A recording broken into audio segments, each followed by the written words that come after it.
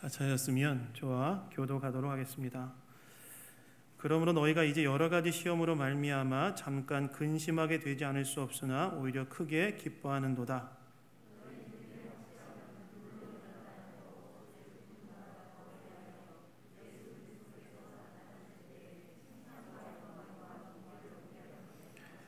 예수를 너희가 보지 못하였으나 사랑하는도다. 이제도 보지 못하나 믿고 말할 수 없는 영광스러운 즐거움으로 기뻐하니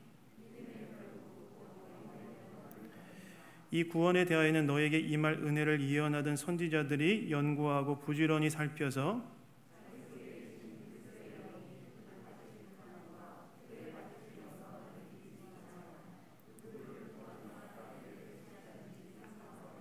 함께 하겠습니다. 이 섬긴 바가 자기를 위한 것이 아니요 너희를 위한 것임이 계시로 알게 되었으니 이것은 하늘로부터 보내신 성령을 힘입어 복음을 전하는 자들로 이제 너희에게 알린 것이요 천사들도 살펴보기를 원하는 것이니라.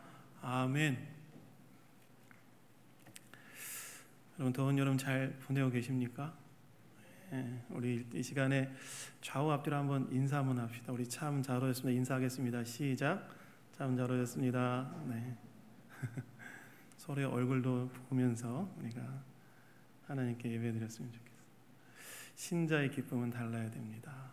제목으로 하나님 말씀 나누기 원합니다. 여러분, 여러분의 인생에서 가장 기뻤던 때는 언제입니까?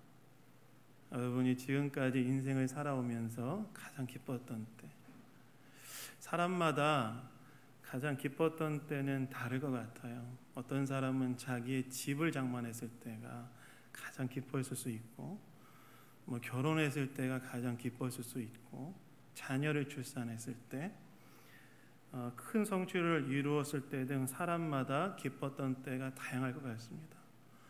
제 인생에서 가장 기뻤던 때는 저희 첫째, 둘째가 출산하던 때였어요. 요즘은 가족분만이 가능해서 제가 첫째, 둘째 출산할 때 다 들어갔었거든요. 그리고 제가 애들의 탯줄도 제가 다 잘랐습니다. 근데 제가 정말 첫째, 둘째가 딱 세상에 나오는 장면을 봤을 때 너무너무 신기하기도 하고 너무너무 기쁘기도 하고 막 그러더라고요. 사람마다 가지고 있는 기쁨의 때가 다 다양하고 다를 것입니다. 그런데 여러분, 오늘 본문을 보시면 사도 베드로가 성도들 향해서 그런 기쁨도 너무나 중요하지만 그러한 기쁨 외에 신자는 조금 더 다른 차원의 기쁨까지 포괄해야 된다고 이야기하고 있어요. 오늘 본문에서 베드로는 우리 인생에서 우리의 만족을 주는 경험들이 우리를 정말 기쁘게 하기도 하지만, 그것도 중요하지만 신자는 그것 외에 또 다른 차원에서의 기쁨을 소유한 사람이 되어야 된다고 말하고 있다는 겁니다. 그렇다면 신자가 소유해야 되는 기쁨은 무엇이냐? 믿는 자의 기쁨이 달라야 되는 내용은 어떤 것이냐? 우리 오늘 말씀을 통해서 함께 생각해 보기를 원합니다. 첫 번째, 신자는요, 시련 가운데 기뻐해야 된다는 거예요. 여러분, 오늘 본문 6절을 보시면 이렇게 나와 있죠. 그러므로 너희가 이제 여러 가지 시험으로 말미암아 잠깐 근심하게 되지 않을 수 없으나 오히려 크게 기뻐하는도다, 이렇게 얘기합니다. 다시 말해서 사도 베드로가 이 편지를 받는 성도를 향해서 뭐라고 이야기하냐면, 너희가 지금 여러 가지 시험으로 인해서 잠깐 근심하게 되지만 기뻐한다고 이야기하고 있다는 거예요. 근데 여러분, 여기서 기뻐한다라는 말은, 기뻐하는도다라는 말은 어떤 말이냐면, 우리가 잘못 생각하면 마치 편지를 받는 이 편지의 독자들이 주체가 되어서 기뻐한다는 것처럼 여겨지지만, 원래 헬라어 원문을 보시면 권면의 의미로 쓰여져 있었어요. 너희가 여러 가지 시험으로 인해서 잠깐 근심한다 할지라도 기뻐하십시오 라고 사도 베드로가 지금 말하고 있다. 여기서 기뻐한다, 여기서 너희가 기뻐한다고 말하는 것은 사실은 사도 베드로가 성도들을 향해서 기뻐하십시오 라고 권면하고 있는 그런 말이에요. 근데 여러분, 오늘 본문을 보시면 당시 베드로부터 이 편지를 받고 있는 성도들이 여러 가지 시험 가운데, 여러 가지 시련 가운데 직면해 있었다고 이야기하고 있는데, 그렇다면 이 편지를 받고 있는 성도들이 직면했던 시련은 무엇이었는가? 첫 번째는요, 그들이 예수님 믿는 것 때문에 받는 시련이었어요. 이 편지를 받는 성도들은 예수님을 믿는 것 때문에 특별히 가족과 친지와 친구들로부터 많은 비방과 박해를 당하고 있었습니다. 그래서 유대인이었다가 그리스도인 된 사람들은 어떻게 되었냐면, 유대교를 떠나서 예수님을 믿는다는 것으로 인해서 가족으로부터 추방당하고, 가족으로부터 완전히 관계가 단절되어지고 비방과 박해의 대상이 되어버렸어요. 이방인으로서 그리스도인이 된 사람들은 어떻게 되었냐면, 우상들을 버리고 다른 생활 방식을 따르고 있는 것으로 인해서 이방인들로부터 미움과 또 박해와 비방의 대상이 되었습니다. 뿐만 아니라 여러분, 예수님을 믿는 것 때문에 어떤 일이 일어났냐면, 당시 로마 제국에서의 그 대규모 박해는 일어나지 않았지만, 그러나 그들이 황제를 숭배하지 않고 예수님을 주님으로 모신다는 이유로 인해서 산발적인 박해와 핍박이 그들 가운데 있었어요. 그러니까 오늘 본문에 보시면 이들이 경험하고 있던 여러 가지 시험은 무엇이었냐면, 첫 번째는 예수님을 믿음으로 말미암아 겪게 되어지는 많은 핍박과 박해, 특별히 가족, 친지, 친구들로부터 관계가 단절되어지고 비방과 핍박을 당하는 그런 어려움과 시험과 시련을 현재 그들이 겪고 있었다는 거예요. 뿐만 아니라 이들이 겪고 있었던 시험은 어떤 걸 또한 의미하냐면, 두 번째로는 그냥 한 인간으로서 경험하고 있는 모든 고통을 또한 의미했습니다. 왜냐하면 여기서 여러 가지 시험할 때 이 시험이라는 단어는 인간이 경험할 수 있는 모든 고통을 의미하는 단어가 사용되어졌거든요. 헬라어 원문을 보시면. 그러니까 지금 지금 베드로에게 이 편지를 받고 있는 편지를 받는 수신자들이 지금 겪고 있는 시련은 뭐였냐면, 예수님을 믿는 것 때문에 받는 시련도 있었고, 한 인간으로서 그들이 경험하고 있는 고통, 질병의 고통이라든지 가난의 고통이라든지 사람이 경험할 수 있는 인간적인 모든 고통들 있지 않습니까? 그런 고통들, 그런 시련들을 현재 경험하고 있었다는 거예요.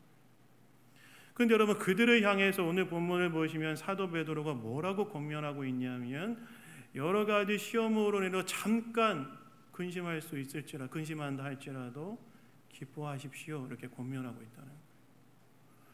여러분, 이게 말이 됩니까? 아니, 좀 시련이 닥치고 힘든데 어떻게 기뻐할 수가 있어요?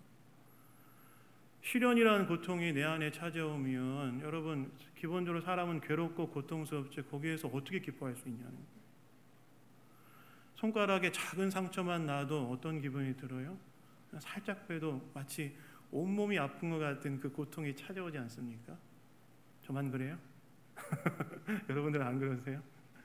그냥 살짝만 봬도 막 뭔가 온몸이 아픈 것 같은 그런 고통이 찾아오는데, 어떻게 이렇게 예수 믿는 것 때문에 관계가 단절되어지고 비방받고 핍박받고 박해받고, 그리고 한 인간으로서 경험할 수 있는 그 수많은 고통 속에서, 질병과 가난과 또 말로 표현할 수 없는 그 수많은 고통 속에서 어떻게 기뻐할 수 있냐는 거예요.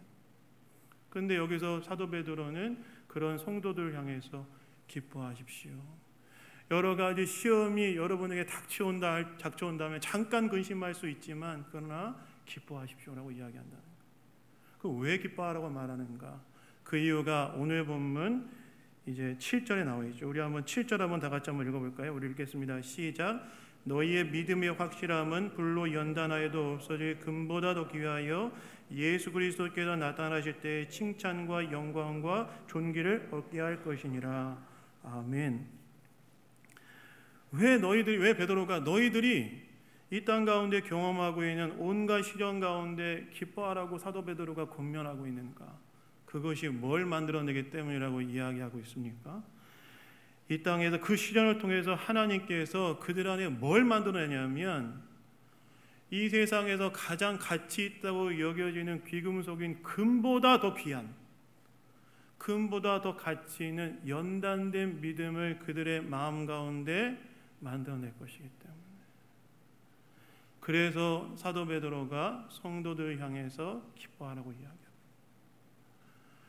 왜 시련 가운데 기뻐하라고 베드로가 이야기하고 있냐면 그러한 시련을 통해서 하나님께서 그들 가운데 뭘 만들어낼 거냐면 이 땅에서 가장 가치 있다고 여겨지는 귀금속인 금보다 더 귀한, 더 가치 있는 연단된 믿음, 하나님에 대해서 불순물이 다 제거되어져 있는 그 정련된 믿음이 시련을 통해서 하나님이 우리 가운데 만들어내실 것이기 때문에 하나님께서 이것으로 인해서 기뻐해야 된다고 말하고 있는 거예요.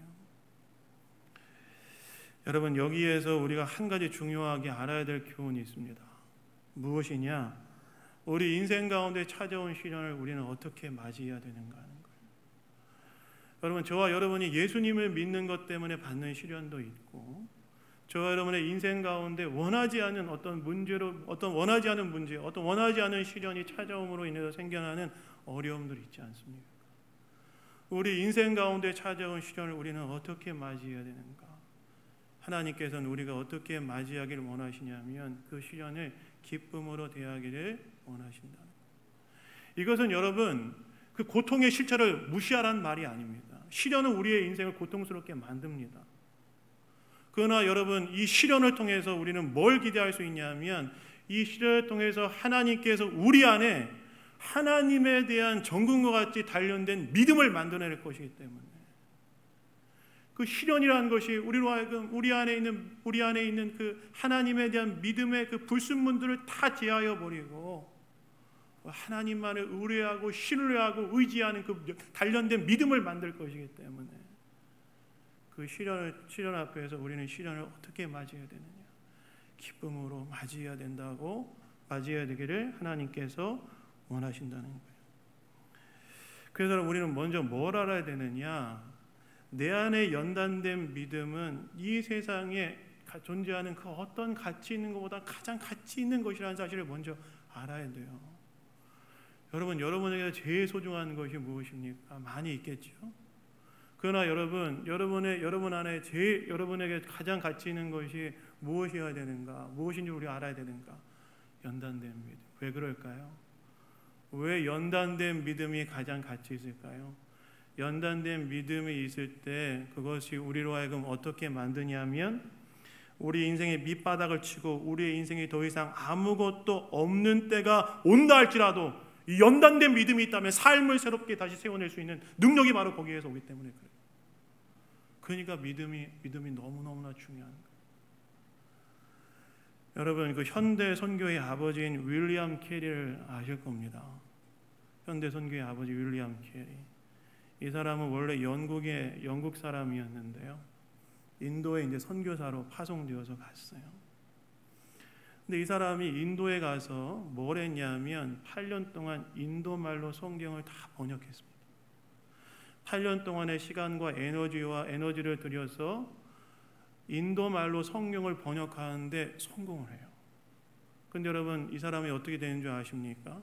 딱 성경을 번역해놓고 이제 인쇄만 하면 되는데 그 번역된 원고와 인쇄소가 갑자기 화재가 나서 8년 동안 번역했던 성경을 다 날려버려요. 얼마나 좌절됐겠어요. 자기는 8년 동안 온 에너지와 시간을 들여서 성경 번역에 에너지를 썼는데 그걸 한순간에 날려버리고 그때는 컴퓨터가 있어서 저장할 수 있었던 것도 아니고 다 날려버립니다. 근데 여러분, 그때 이 윌리엄 캐리가 어떻게 반응했다고 이제 이야기에 어떻게 반응했다고 나오냐면 이렇게 반응했대요. 하나님 아버지 감사합니다. 제 원고가 부족했다는 것을 아시고 완전하게 다시 번역하라는 의미로 없애신 줄로 믿습니다. 하나님, 제가 다시 시작하겠습니다. 뭘 의미할까요? 뭘 의미하냐면 그 안에 있었던 연단된 믿음이 모든 것을 다 잃어버렸을 때도 다시 삶을 세워낼 수 있는 능력으로 역사했다는 거예요. 그러니까 연단된 믿음이 얼마나 가치 있는지를 우리가 먼저 알아야 된다는 거예요. 연단된 믿음이 얼마나 가치 있는지를 알아야 우리의 시련 속에서도 하나님께서 우리의 시련을 통하여서 우리 안에 믿음에 대해서 불순물이 들어있는 우리 안에 믿음의 불순물들 다 제거해 보시고 단련된 믿음을 우리 안에 주시겠다고 하시는 것이 얼마나 가치 있는 일인지를 깨달아 알 수 있다는 거예요. 그런데 하나님께서 어떻게 하신다고요? 시련을 통하여 우리 안에 단련된 믿음, 연단된 믿음, 어떤 상황에서든지 삶을 새롭게 세워낼 수 있는 그 믿음을 우리 안에 심어주신다는 거예요. 그래서 여러분, 사도 베드로가 편지를 받는 독자들 향해 뭐라고 이야기하고 있냐면, 여러 가지 시험이 너에게 닥쳤을 때 잠깐 근심하게 된다 할지라도 그러나 기뻐하십시오. 그 이유는 무엇이냐면 이 시련이 여러분 안에, 하나님께서 여러분 안에 연단된 믿음, 금보다 더 가치 있는 연단된 믿음을 만들어내실 것이기 때문입니다. 여러분, 오늘 저와 여러분의 인생 가운데 찾아온 시련이 뭐가 있습니까? 저와 여러분의 인생 가운데 찾아온 시련, 어떤 시련은 정말 감당이 안 되는 시련이 있죠. 어떤 시련은 너무너무나 고통스러운 시련이 있죠. 그래서 때로 이런 말 하는 것이 그분들한테는 잔인하게 들릴 수도 있다고 생각되었습니다. 그러나 오늘 본문에서 하나님께서는 뭐라고 말씀하시냐면 그 시련이 바로 우리 안에 하나님에 대한 연단된 믿음을, 오직 하나님만을 바라보고 오직 하나님만을 의뢰하고 오직 하나님만을 신뢰하고 내 안에 있는 세상의 모든 욕심들이 다 불태워져 버리고 하나님만을 바라보게 하는 그 믿음을 만들 것이기 때문에 기뻐하십시오 라고 말하고 있는 거예요.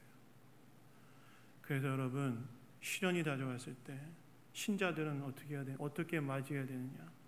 하나님께서 나의 믿음을 연단시키려고 하시는구나.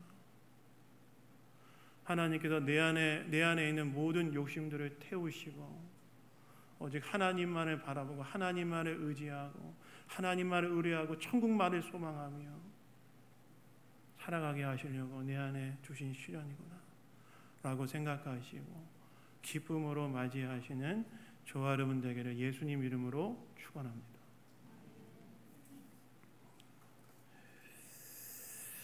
두 번째는 구원에 참여하고 있음으로 신자는 기뻐해야 된다는 거예요. 여러분, 오늘 8절을 보시면 베드로가 이렇게 말하지요. 예수를 너희가 보지 못하였으나 사랑하는도다. 이제도 보지 못하나 믿고 말할 수 없는 영광스러운 즐거움으로 기뻐하니, 이렇게 말합니다. 베드로가 이 편지를 받는 독자들을 향해서 뭐라고 말하냐면 너희가 보지도 못한 예수님을 사랑하고 보지도 못한 예수님을 믿음으로 기뻐한다고 이야기하고 있다는 거예요. 참 신기하죠. 참 믿음이란 게 참 신기한 것 같아요. 보지도 못한 예수님을 사랑하고 보지도 못한 예수님을 믿는다. 저와 여러분도 그렇지 않습니까? 저와 여러분 예수님 한 번도 본 적이 없지요. 본 적이 있다고 말하면 큰 문제가 생깁니다. 그래서 본 적이 있다고 말씀하시면 안 됩니다. 저와 여러분은 보지 못한 예수님을 믿고, 그렇죠, 그 보지 못한 예수님을 사랑하고 있어요. 근데 이것에 대해서 사도 베드로가 성도들 향해서, 이 베드로의 편지를 받는 성도를 향해서 그것에 너희가 크게 기뻐한다 얘기하면서 기뻐하는 이유에 대해서 뭐라고 이야기하냐면 9절에서 뭐라고 이야기합니까? 우리 9절 한번 다 같이 한번 읽어볼까요? 우리 읽겠습니다. 시작. 믿음의 결국 곧 영혼의 구원을 받음이라. 여러분, 이 9절의 말씀은 정말 잘 해석해야 되는 말씀인데, 믿음의 결국은 곧 영혼 구원을 받는다는 말은 마치 미래의 구원에 대해서 이야기하는 것처럼 들리지만 사실 이것은 현재의 구원을 의미하는 그런 구절이에요. 너희의 믿음의 결국이 곧 영혼 구원을 받음이라는 이 말을 잘 원래대로 번역하면 이런 뜻입니다. 너희의 믿음의 목표인 현재 구원에 너희가 참여하고 있기 때문입니다. 이런 뜻이에요. 그러니까 너희가 지금 보지 못한 예수님을 사랑하고 보지 못한 예수님을 믿고 있다면 이건 무엇에 대한 증거냐? 너희가 지금 너희에게 주어진 믿음의 목표인, 예수 그리스도를 믿는 그 믿음의 목표인 현재 구원에 참여하고 있는 것이기 때문에 그것으로 인해서 기뻐하는 것이라고 사도 베드로가 말하고 있다는 거예요. 여러분, 구원에는 세 가지 시제가 있다는 얘기를 제가 예전에 한번 설교할 때 이야기 드렸죠. 구원에는 받은 구원, 받는 구원, 받을 구원이 있습니다. 뭐라고요? 구원에는 받은 구원, 받는 구원, 받을 구원. 받은 구원은 뭐냐면 쉽게 말해서 저와 여러분이 예수님을 믿을 때 죄의 대가가 지불되어지는 소위 말하는 칭의를 이야기합니다. 그것도 구원이죠. 그 다음에 받는 구원은 뭐냐면 저와 여러분이 예수 그리스도를 믿음으로 말미암아 이제 거룩해져 가고 예수님의 모습으로 변화되어져 가는 것을 이제 받는 구원, 성화라고 이야기합니다. 그 다음에 마지막에 받을 구원은 뭐냐면 예수님이 이 땅 가운데 재림하실 때에 죄의 존재로부터 완전히 자유케 되어져서 죄와 더 이상 상관없는 상태가 되어버린 상태인데 이것을 영화라고 이야기해요.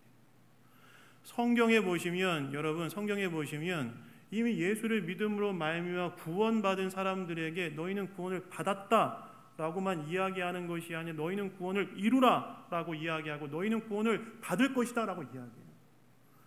성경은 이미 예수님을 믿은 사람들을 향하여서 뭐라고 이야기하냐면 너희는 이미 구원을 받았을 뿐만 아니라 구원을 이루어야 되고 구원을 받아야 된다라는 이야기를 하고 있다는 거예요. 그 뭘 의미하느냐?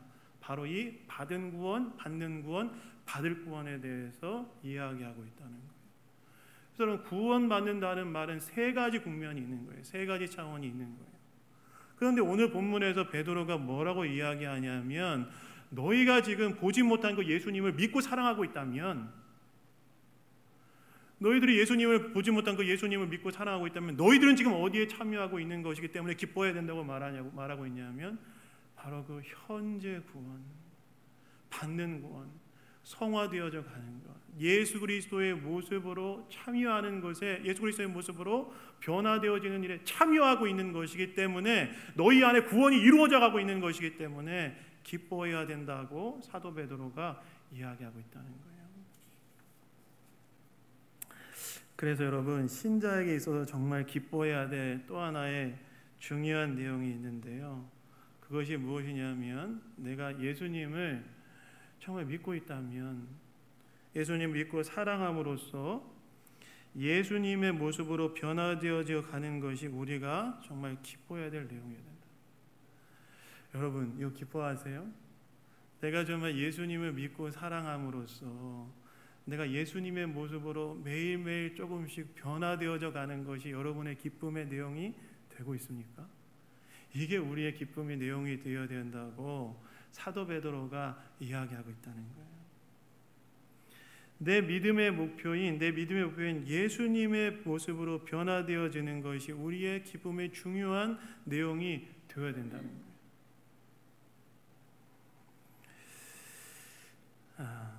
여러분 많은 분들이 오해하는 것 중에 한 가지가 있는데요. 무엇이냐면 이런 오해가 있어요. 예수 믿음으로 구원받고 이제 천국 가니까 끝 이렇게 생각합니다. 아닙니다, 여러분. 예수님 믿고 구원받아 천국 가지만 그러나 그것은 과거와 미래만 연결되어 있지 현재는 아무런 얘기가 없잖아요. 예수님 믿고 구원받아 천국 가지만 그것이 끝이 아니라 현재에도 우리가 우리의 구원을 이루어 가야 되는데 그 현재 구원이 뭐냐? 내가 점점 더 죄의 권세로부터 자유로워져서 예수 그리스도의 모습과 형상으로 변화되어져 가는 그것이 바로 믿음의 목표이고 현재 우리가 이루어가야 될 구원이라는 거예요.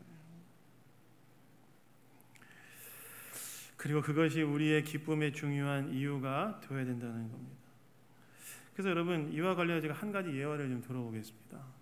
제가 예전에 한번 들었던 예화인데 이것이 구원에 대해서 굉장히 중요한 의미를 잘 가르쳐주는 예화이기 때문에 한 번 더 제가 말씀드릴 테니까 한번 들어보시기 바랍니다. 구원에 대한 의미를 이해하는데 쉽게 이해할 수 있는 예화인데요. 어떤 사람이 불타고 있는 장작을 봤어요. 불타고 있는 장작을 봐서 어떻게 하냐면 저 장작을 꺼내서 포효하는 사자상을 만들겠다고 생각했습니다. 뭘 만들겠다고요? 포효하는 사자상. 그럼 여러분, 그 포효하는 사자상을 만들기 위해서 그 장작에 어떤 일을 먼저 해야 될까요? 불타고 있는 장작을 꺼내야 되겠죠. 그런데 불타고 있는 장작을 꺼낸 것이 끝난 것입니까? 아니죠. 이 사람의 목표는 불타고 있는 장작을 꺼내는 것이 아니라 포효하는 사자상을 만드는 것이기 때문에 어떻게 해야 되냐면 이제 조각칼로 깎고 사포로 미는 일들을 해야 되겠죠. 근데 많은 분들이 여러분 오해하고 있는 것이 구원을 어떻게 오해하냐면 장작불에서 꺼내는 것만을 구원이라고 생각한다는 거예요. 아니라는 거예요. 구원은 장작불에서 꺼내는 것만이 구원이 아니라 장작불에서 그것을 꺼낼 때에 그 꺼낸 사람의 목표는 뭐냐면 포효하는 사자상을 만드는 것이기 때문에 구원이라는 것은 무엇이냐면 단순히 내가 죄로부터 건져냄을 받는 것만이 아니라 내가 예수 그리스도의 거룩한 형상으로 거룩해져 가는 것, 그것도 구원이라는 거예요. 그 예수님을 믿고 난 다음에 우리는 어떤 방향을 향해 나아가야 되냐면 나의 인격과 성품이 바로 그 예수 그리스도의 모습으로 변화되어져 가는 것, 성화되어져 가는 것. 그것이 바로 우리 믿고 난 이후에 우리의 목표가 되어야 된다. 근데 베드로가 바로 그것이 예수님을 믿고 살아가고 있다면 그것이 바로 너희들의 현재 구원에 참여하는 것이기 때문에 기뻐해야 된다 이야기하고 있다는 거예요. 그 여러분, 저와 여러분이 또 하나 가져야 될 중요한 기쁨은 무엇이 되느냐? 내가 예수님의 모습으로 변화되어져 가는 거예요. 내가 예수 그리스도의 모습으로 변화되어져 가는 거예요. 근데 여러분, 여기에 우리가 한 가지 질문이 있어요. 예수 그리스도의 모습으로 변화되어져 간다는 것은 어떻게 가능한가?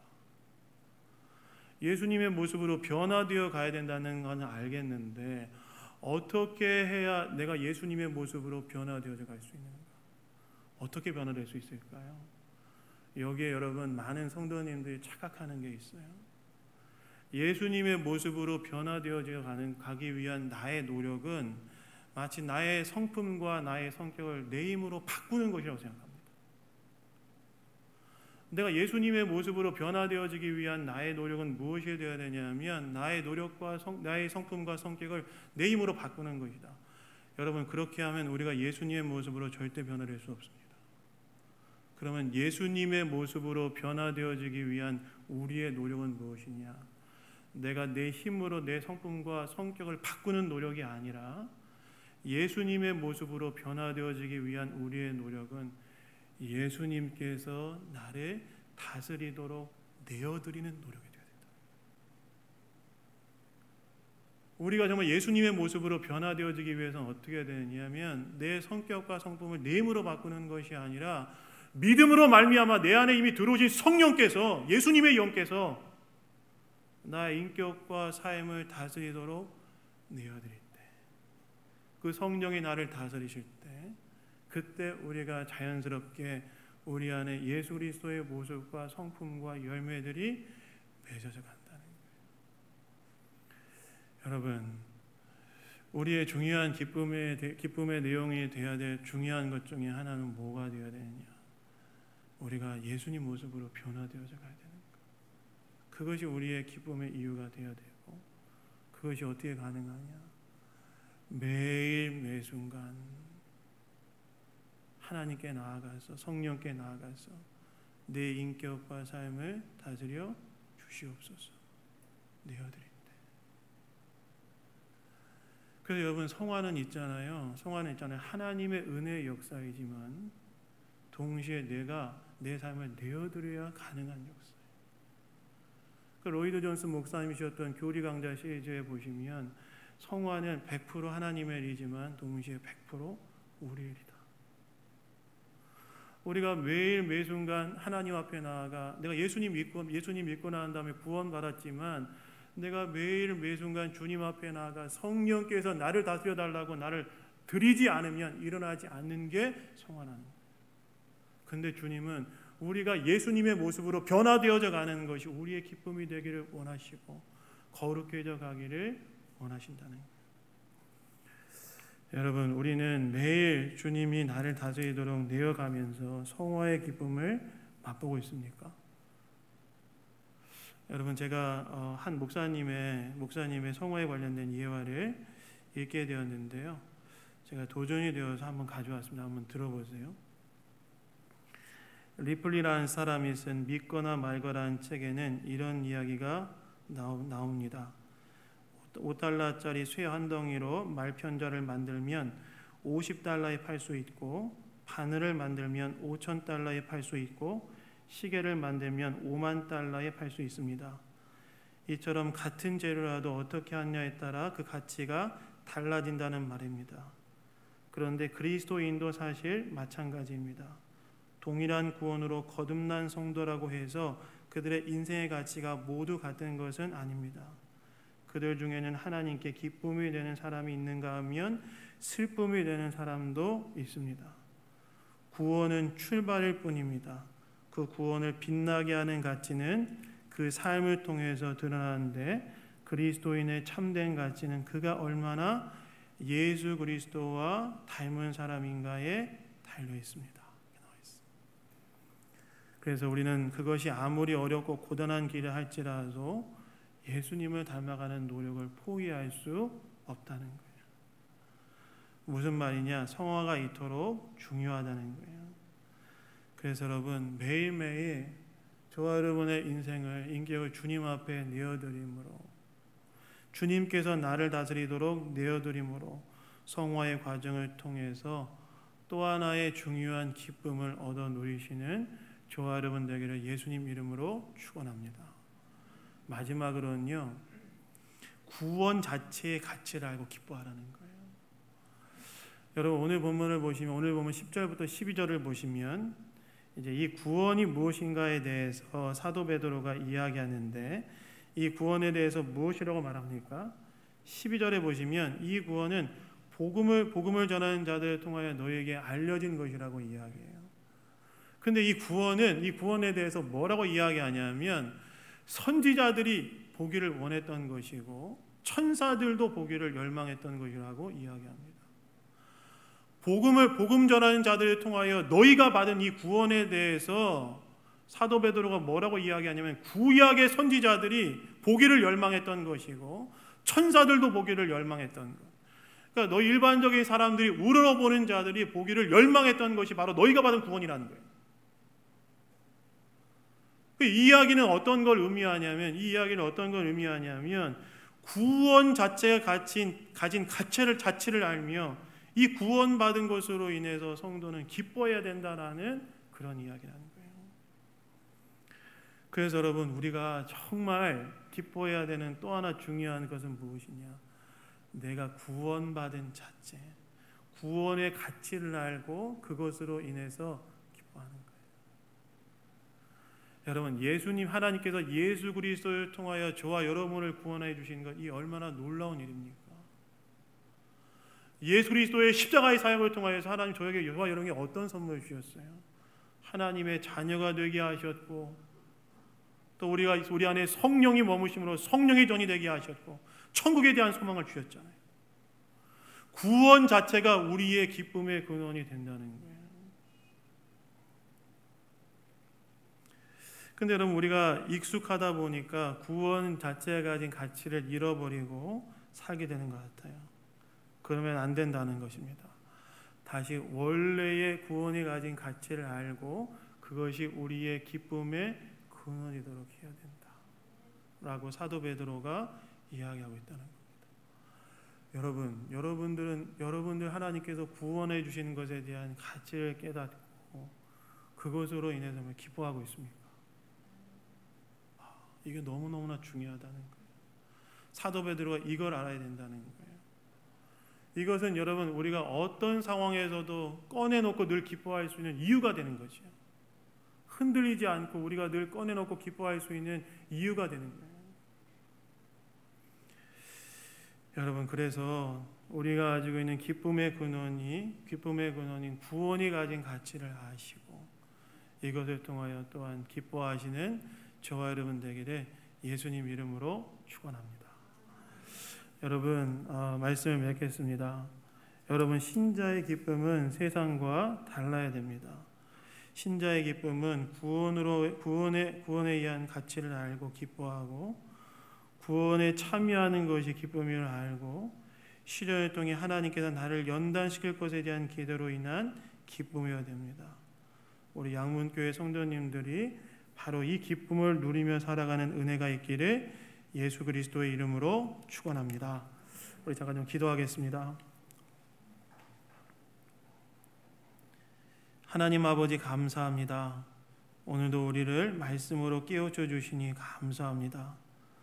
하나님 아버지, 우리가 이 땅을 살아가면서 구원하여 주신 은혜를 기억하며 감사하고 기뻐하게 하시고, 우리가 구원에 참여하고 있다는 사실을 기억하며 감사하고 기뻐하게 하시고, 우리의 시련도 하나님이 우리의 믿음을 단련시키는 과정이라는 사실을 기억하고 기뻐하며 감사하게 하여 주시옵소서. 그래서 우리의 기쁨의 중심은 세상과 다르게 하여 주시고, 이를 통하여 하나님께 영광 돌리는 우리의 삶이 될 수 있도록 인도하여 주시옵소서. 모든 것 주님께 감사드리며 우리를 구원하신 예수 그리스도의 이름으로 기도드렸습니다. 아멘.